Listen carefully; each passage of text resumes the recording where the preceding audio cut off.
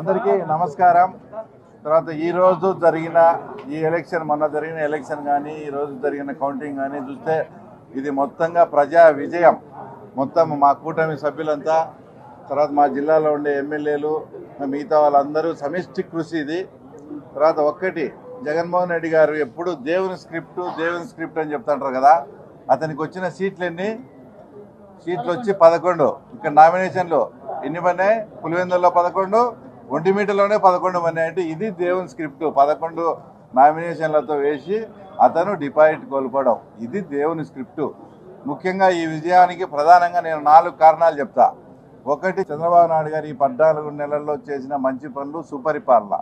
ఎందుకంటే మేము అందరం కూడా, మా టీం అంతా కూడా ఎక్కడన్నా ప్రచారానికి పోయినప్పుడు అందరూ ఇళ్ళ దగ్గర ఉండాలని సాయంత్రం పూటే పోతా వచ్చినాం.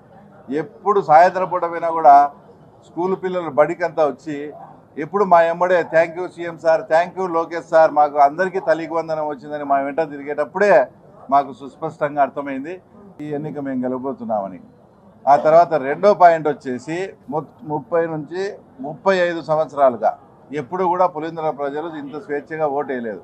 మేము ఓట్లు అడగనమైనప్పుడు, సార్ మీరేమో ఓటు అడుగుతున్నారు, మమ్మల్ని ఆ రోజు వేయించారు కదా అని మమ్మల్ని అడిగేవారు. మేము నిర్భయంగా ఓటు వేస్తాం, ఫస్ట్ టైం మీరు స్వేచ్ఛగా పాల్గొనండి అని మేము వాళ్ళకు భరోసా కల్పించడంతో వాళ్ళంతా స్వేచ్ఛాయుత వాతావరణంలో ఈ ఎలక్షన్ జరగడంతోనే ఈరోజు ఎన్డీఏ కూటమికి ఇంత అద్భుతమైన అవకాశం. ఇంకో పాయింట్, అందరూ కూడా ఇది వాళ్ళకు డిపాజిట్ కూడా రాలేదు. అంటే ఇది అని ఏదైనా చిన్న డౌట్ కానీ కన్ఫ్యూజన్ కానీ ఉంటే అది నేను చేస్తా ఇప్పుడు. ఎందుకంటే మేము ఎలక్షన్ పోయినప్పుడు కానీ అక్కడంతా కూడా అందరూ కూడా వాళ్ళ క్యాడర్ అంతా కూడా మాతో టచ్లోకి వచ్చి, సార్ ఈ 5 ఏళ్లలో మమ్మల్ని సర్వనాశనం చేశాడు, ఎగ్జాంపుల్కు పాడా అని చెప్పేసి 200 నుంచి 250 కోట్ల బిల్లులన్నీ పెండింగ్ పెట్టాడు. ఎలక్షన్ అయిపోయి కౌంటింగ్కి మధ్యలో ఆయనకు అవకాశం ఉంటే 400 కోట్లు మెడికల్ హాస్పిటల్కి వేసాడు. కానీ మేము కార్యకర్తలంతా ఇట్లా ఇబ్బందులు ఉన్నామంటే మా కార్యకర్తలకు కూడా అతను ఇచ్చి సావలేదు. కాబట్టి మేము మొత్తం అతనికి సహకరిస్తాం. అతని అహంకారానికి, అతను ఎక్కడో ఆకాశంలో కూర్చున్నట్టున్నాడు, అతని అహంకారానికి అతను బాగా కొవ్వు పట్టి ఉన్నాడు సార్. మేము ఖచ్చితంగా ఆ కొవ్వును ఖచ్చితంగా కరిగిస్తాం ఈసారి ఎలక్షన్స్లో, మీకు సపోర్ట్ చేస్తాం అని. ఇంకా అసలు నేనన్నా ఆయనకు అని చెప్తానా, వాళ్ళు మాట్లాడిన మాటలు కానీ as it is Jaganmohan Reddy కానీ వినిపిస్తే ఆయన ఆత్మహత్య చేసుకుంటాడు. అలాంటి పదజాలము పులివెందుల వాళ్ళ క్యాడర్ వాడి నాకు సపోర్ట్ చేసినందువల్లనే ఇప్పుడు ఆ తర్వాత ఇంత అద్భుతమైన విజయం. తర్వాత ఇక్కడ 4వది ప్రధానమైన పాయింట్ ఏంటంటే, అక్కడంతా కూడా అరటి రైతులు మొత్తం. అంటే పులివెందుల మండలంలో ఎక్కువ అరటి రైతులు. అక్కడ ఎర్రబల్లె చెరువు అనేది ఒకటి చాలా ఇంపార్టెంట్. చిన్న పని చేస్తే కూడా ఆ తర్వాత ఆ ఎర్రబల్లె చెరువు నిండుతుంది. అంటే హెచ్ఎన్ఎస్ఎస్ ద్వారా చిన్న వెంటు పెడితే ఆ పనిని పోయి రైతులంతా పోయి అడిగితే కూడా ఏ రోజు స్పందించకుండా అవంతా కూడా పొంగనూరు పెద్దిరెడ్డి రామచంద్రారెడ్డికి పోవాలి. ఇక్కడ నిన్ను ఓట్లు వేసి 35 ఏళ్ళు 40 ఏళ్ళ నుంచి వాళ్ళను ఓట్లు వేసినా వేయకుండా మీరే గుద్దుకొని చేసి ఆ ప్రజలకు ఇవ్వకుండా అక్కడ పెద్దిరెడ్డి రామచంద్రారెడ్డి వాళ్ళ ఊరు పీబీసీ అంటే పొంగనూరు బ్రాంచ్ కెనాల్కి పోవాలని ఎక్కడ నీళ్ళు ఇవ్వకుండా పోవడంతో మేము మొత్తం మా కూటమి నాయకులంతా సీఎం గారితో మాట్లాడి, అధికారులతో మాట్లాడి అక్కడ వెంటు పెట్టించి అక్కడ వాటర్ అందించడం. ఈ 4 కారణాల వల్లనే మేము ఊహించిన దానికన్నా కూడా తర్వాత ఎక్కువ మెజార్టీ ఈరోజు ఆ తర్వాత అక్కడ వచ్చింది. ఇంకో విషయం కూడా స్పష్టంగా, అంటే వాళ్ళది ఎంత బలం అనేది చెప్పేదానికి మీరు కూడా లాజికల్గా ఆలోచించండి. మీ ద్వారా రాష్ట్ర ప్రజలకు కూడా చెప్తున్నా. రీపోలింగ్ అడిగింది వాళ్ళే. తర్వాత 2 రీపోలింగ్ వచ్చినాయి. రీపోలింగ్ కన్నా ముందు పోలింగ్ అయింది ఒక బూత్లో 400 ఓట్లు పోల్ అయితే, రీపోలింగ్ తర్వాత 350 ఓట్లు 360 ఓట్లు పోలైనాయి.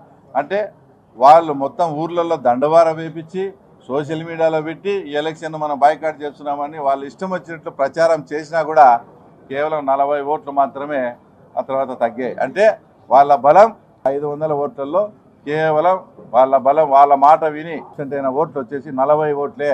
ఇప్పుడు ఆ రకంగా క్యాల్కులేషన్ వేసుకునే కూడా ఖచ్చితంగా వాళ్ళకు వచ్చిన 682 ఓట్లు నిన్న వాళ్ళ ఆబ్సెంట్ అయిన విధానాన్ని బట్టి చూస్తే 2 కరెక్ట్గా టాలీ అవుతున్నాయి. అంటే వాళ్ళ బలం 500 ఓట్లలో వాళ్ళు చెప్తే బాయ్కాట్ చేస్తున్నామని వాళ్ళు చెప్తే వినకుండా అందరూ హాజరైనారు. వాళ్ళ మాట వినింది కేవలం 40 ఓట్లు మాత్రమే అనేది ఆ తర్వాత నేను మీ ద్వారా తెలియజేస్తా ఉన్నా.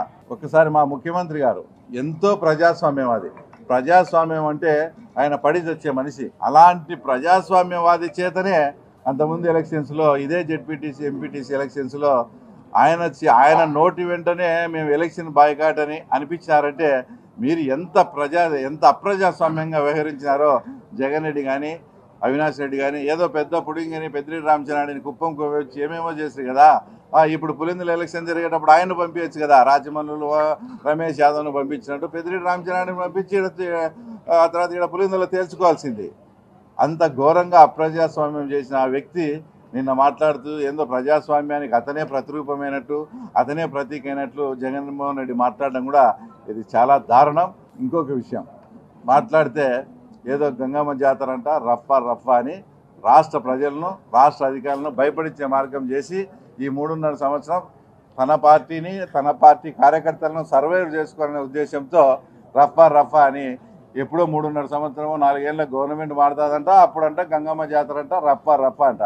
ఇప్పుడు ఈ పులివెందులో ఈ ఎన్నిక జరిగినప్పుడు ఈ రఫా బ్యాచ్ నువ్వంత ఏమైనారని నేను ఈ రాష్ట్ర ప్రజలకు చెప్తా ఉన్నా. ఏంది లేదు, జగన్ది ఉత్త డొల్లతనము, ఉత్తది ఊరికే మేకపోయేది గాంభీర్యము, తన పార్టీ ఉనికిని కాపాడుకునే దానికి రఫా అన్నాడు. కానీ ఇప్పుడు అదే రఫా ఉన్నింటి ఆ రఫా బ్యాచ్ ఏమైంది, పులివెందులో ఇంత మెజార్టీలు ఎట్టొస్తాయని మేము రాష్ట్ర ప్రజలకు చెప్తూ, చివరగా నేను ఫస్ట్ క్లాస్ స్టూడెంట్, నాకు 4.5 లక్షల మెజార్టీ వచ్చింది, తర్వాత నువ్వు తలకిందులు తపస్సు చేసినా నీకు ఆ మెజార్టీ రాదని మా ముఖ్యమంత్రి అన్నప్పుడు ఈరోజు మెజార్టీ డిపాజిట్ కూడా రాలే, ఈ మెజార్టీ గురించి నువ్వేం సమాధానం చెప్తావని కూడా తర్వాత ఆయన మేము ప్రశ్నిస్తా ఉన్నాం. Thank you.